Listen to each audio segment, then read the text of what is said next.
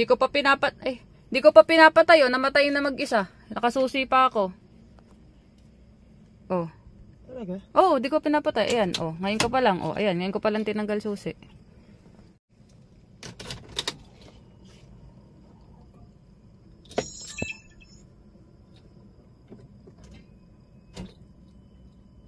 Wala, ayaw mag-start. Ito naman mga indicator. Ayan, indicator nakalagay, oh.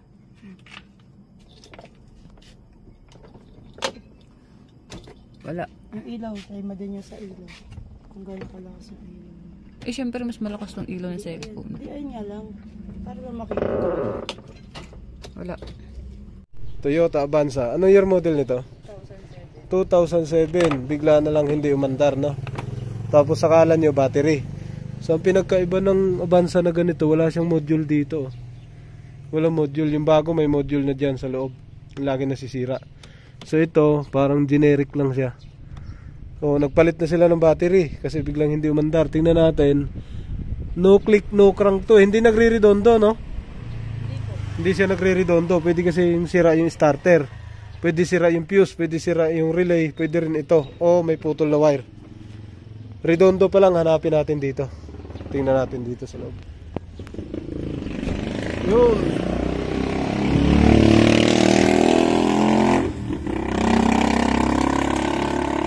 Generic yung susi niya, wala siyang alarm. Yan o. Saksak natin, tingnan natin kung may check engine. On, nakailaw yung check engine. Goods na goods. Lipat natin yung cambio. Park, reverse, neutral, drive, 2L. So kompleto, neutral. So, naka-check gas. So wala siyang gasolina. Oh. Meron pero konti na. Subukan natin paandarin kasi kakakabit lang namin ng battery. Pero yung video yung pinasa sa akin, ayaw mag-click, ayaw din mag-crank. Start. Yun lang, mandar.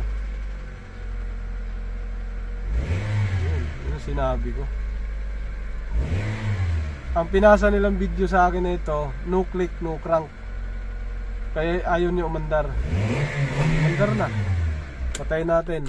So 3 days daw to, pinaandar ni madam. Hindi daw umandar. On natin ulit. Ngayon, visual inspection muna tayo. Tapos, siyempre, tingnan natin lahat na makikita natin. Start. Yun, good start. Yun, reverse, neutral, drive, 2, kompleto, pasok. So test drive na lang to. Okay na to. Buksan natin ang aircon. Yun, no? Bukas ng aircon. So nakita ko na yung problema niya. Problema daw yung battery. Na-drain lang. Na-drain. So 3 days. 3 months po. 3 months. 3 weeks. 3 weeks. Andar ano. Sige, tingnan natin yung charging nito. Nakabukas ang aircon, off natin. Tingnan natin yung charging kung gumagana kasi nadi-drain daw. Pero kung drain kasi to, dapat malakas yung malakas yung hindi kasi pwedeng mag no click no crank pag drain. Dapat cranking. Pero nging mahina. Yung pinasa kasi nila sa akin na video, no crank, no click, no crank. So ibig sabihin sa mainline ang problema nun. So sala din yung pag-check ng battery. Ito madali lang paandarin to, mga siguro kahit mababang voltahe, wag lang masyadong drain.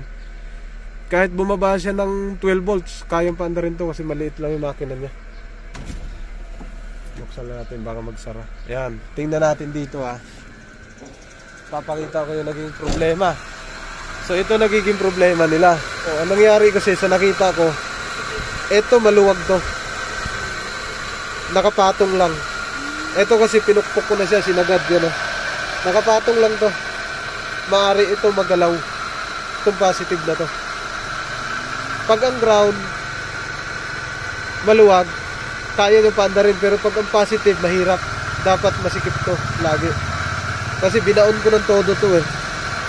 Binaon natin ng todo. Wala naman siyang ibang dahilan. Ito, generic lang. Kuhanan lang natin ng voltahe. Kaka-charge lang daw nila nito. Mga sir, kumuha na tayo ng multimeter. Tingnan natin kung nagcha-charge. Yan, naka-ground, naka-positive. So bro, sagad nga yung charge, 14.2. Buksan mo ang ilaw.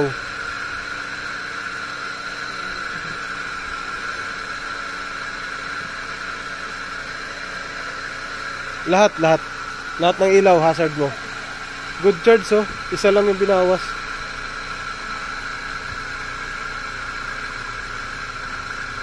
Yan na, ang laki ng binawas.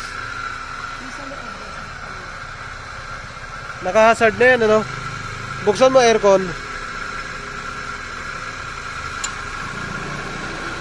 13.9, good na good. Kahit 13.6 lang to pwede to. Ang taas na nga ang charging niya. Paapakan mo yung accelerator.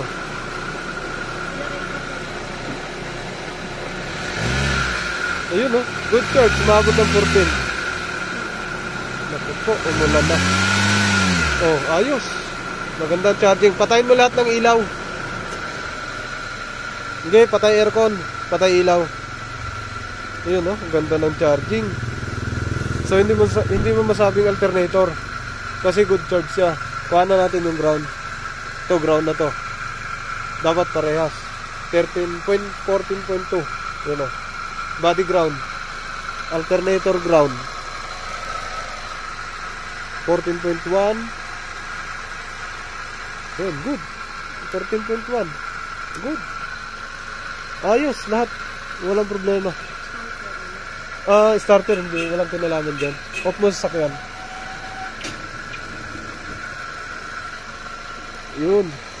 3 weeks na hindi... Pero lagi naman pinapaandar kada umaga, di ba? Hindi po. Hindi. Every 3 days po. Tapos nung nakaraan po kasi 1 week bago namin na pa-start. Yun po, doon po nag-start na ayaw na po mag-start nito. Tapos tinanggal naman yung battery, charge namin gamit yung portable. Nag-charge. Tapos nung sunod na 3 days po, papaganahin ulit namin, ayaw na. Di na rin po nag-charge gamit yung portable. Kaya dinala po namin sa battery center. Okay. Start mo ulit. Mataas to. Tapos doon po niya sinabi na good health pa daw po yung battery. Start. Dapat hindi bababa ng 10. Yeah, okay. Pag bumaba ng 10, mahina yung battery. Yun. Sakto, 10. Dapat hanggang doon siya. At yung minimum. Ayun, good charge.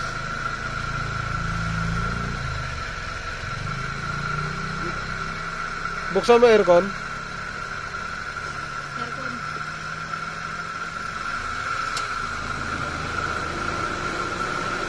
Nako, ganda ng charging. Okay to. Okay na. Scan natin.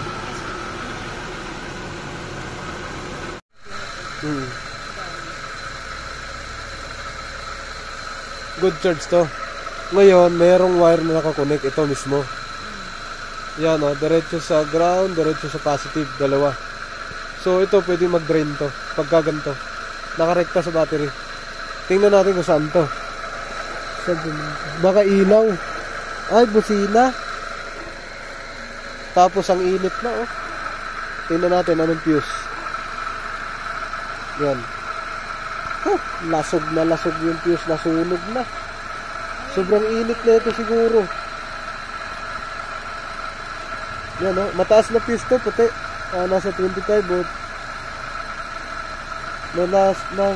Ayun, naku, nalusaw na, sobrang init. Ano kaya ito? Tanggalin natin kung saan to nilagay. Tingnan natin. Kasi pagka ganyan, rekta to.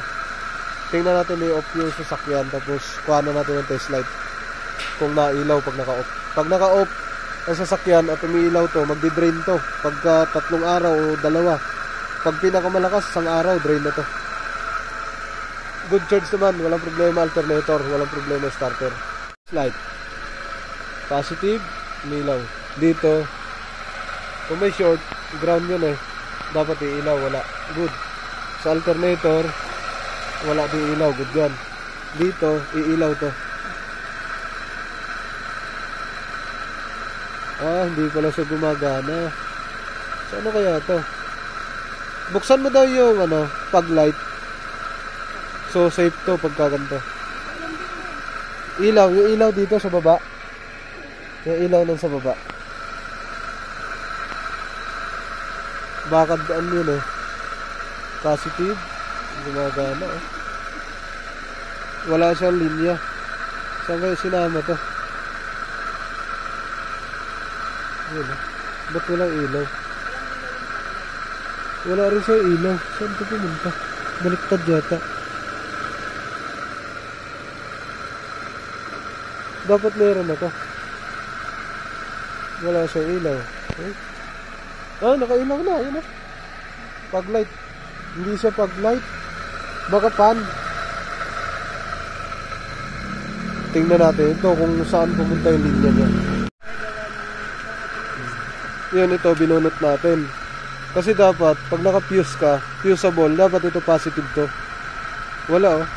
Tapos sa kabila, pag pumutok yung kabila meron. Wala din. Wala siya. Dito siya pumunta. Yan oh. Dapat ang supply nito 30 dito. Wala oh. Dapat sa 30 ang supply niya, yung dalawa. Ground to. Ito supply. Ito yung labas. Ito palabas. O di kaya yan.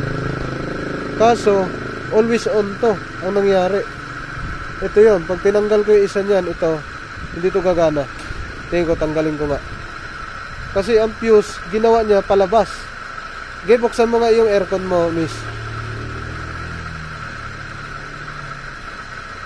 Binuksan na, oh. So, siyempre, hindi gumana. Ayun. Always on nga ito. Dito siya bumato. Paano proseso? Saksak natin.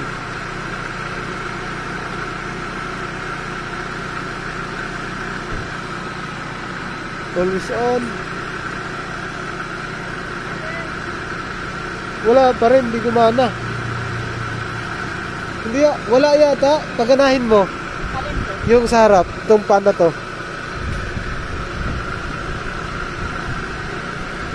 Wala talaga. Wala, hindi gumana oh.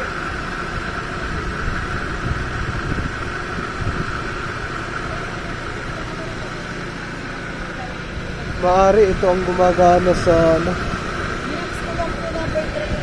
Wala, hindi gumana. Hindi. Baka may, tingnan mo, baka may switch yan.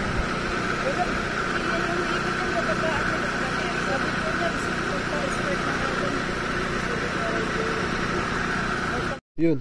Check natin to mga sir. Ito, tinanggal ko na yung tape. Tingnan natin ha, kasi nagpo-fuse siya eh. Naggamit ng fuse. Ayan na. Dalawa yan. Baka pumutok to. Ayan.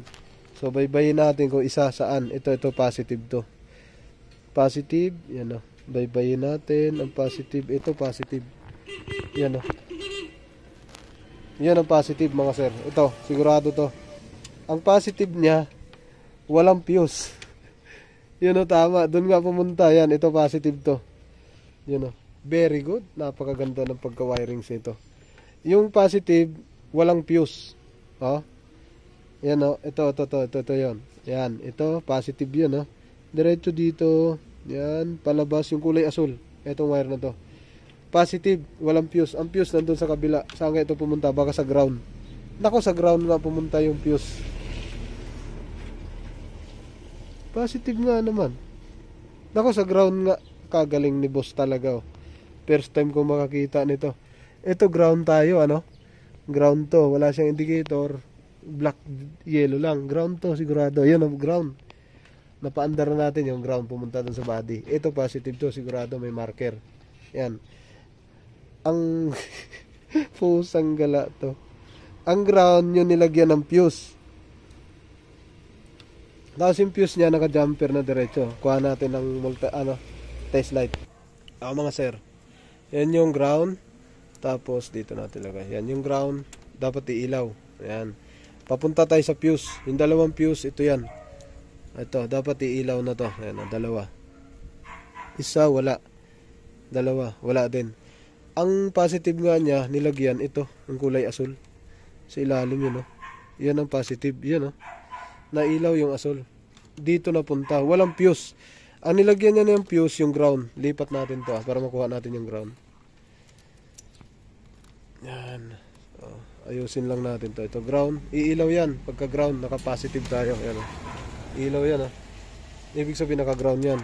Ngayon, ang fuse, pailawin natin kung iilaw. Ayun, naka-ground nga. Ayan o. Ang fuse yung nasa ground. Ayan o. Dalawa. Walang Diyo. Baliktad. Magdi-drain to. Pagka ganito. Pagpalitin natin, ilipat natin to. Mali ito, mali. Mali pagkagawa. So, magdi-drain kayo nito. Kasi always on to. Lagi siya nakasupply dun sa relay. Lagi siya nakababad. Salpak natin. Yun ang problema. Kailan lang to kinabit? Okay. Yan. Tinanggal na natin yung relay. Kinuha natin mismo. So, lagyan natin to. Yan o. Ito yung positive. Nilagay nyo. Yan. Diretso sa yung positive. Tapos ito, ground. Ground. Ito, ground. Ayan, nailaw na sa ano, naka-positive tayo. Ground to. Ground. Ground. Ground. Nagiging ground na lahat. Ito lang positive, isa. Lipat natin. So, nakadalawang battery na sila. Kakakuha lang ng sasakyan. Ilang dalawang ano pa lang? Ano po, bali 5 months 5 months, nakadalawang battery na sila. Okay, sablay to. Okay. Sir, papalitan natin. Yun, hindi pa siya naka-on. Sobrang init na oh. Naka-off pa lang ang susi. Hindi pa namin pina-under to. Sobrang init na. Ang laki ng i-drain nito. Yan, hawakan niya. Hindi pa natin. Kakakabit ito. O, yun oh. Kakakabit pa lang. Dapat naka-off pa yan. Dapat hindi gumagana. Oo. Wala pa. Wala dapat. Wala dapat contact to. Hanggat hindi siya na-on. Naka-off lang dapat to. Ito. Drain kayo nito. Walang isang araw. Hindi na to under. Start natin. Hindi ikot yan. Yan, ito na mga sir. Pinutol natin yung galing sa positive. Na nilagay sa relay diretso. Hindi naka-fuse. Yan o. Ito yung positive. Yan o, maliwanag o. Ilaw yan.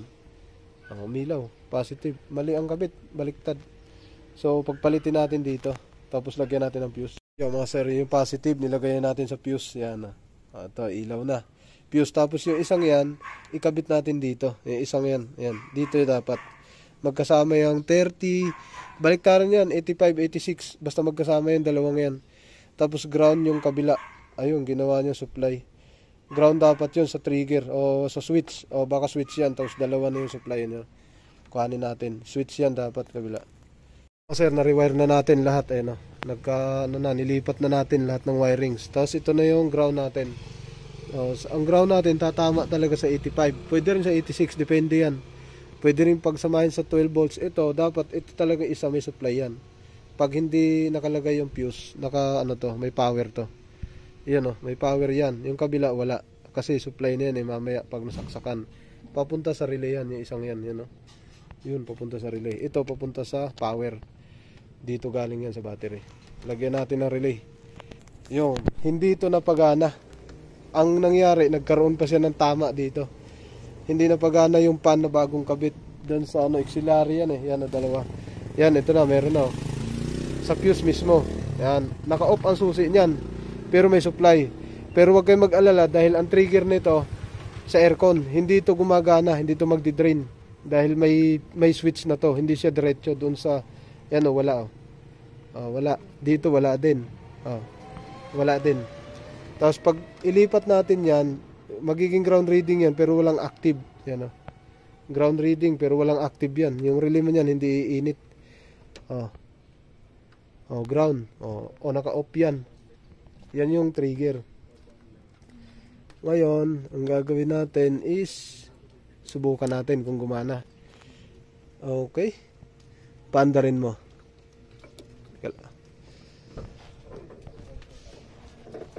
Andar ang sasakyan. May fuse, paandar tayo. Hindi na umandar. Start mo na. Bukan natin kung gagana to. Ito yung buga. Power. Ground. Yun yung green, yun yung palabas papunta sa pan. Buksan mo yung aircon. Sama aircon. Ayun. Ayun na. Ayos na. Gumana na. Ayun na. Yan, hindi na kayo manginit niyan. Yung una nagkabit nito, hindi niya napagana yan. Ayun na. Yun ang proper. Okay. Oo. Off mo aircon. Oh, patay din to. Patay ang trigger, patay ang supply, oh. Patay, oh. Okay. Bukas aircon. Buksan aircon. Ayun. Ayos.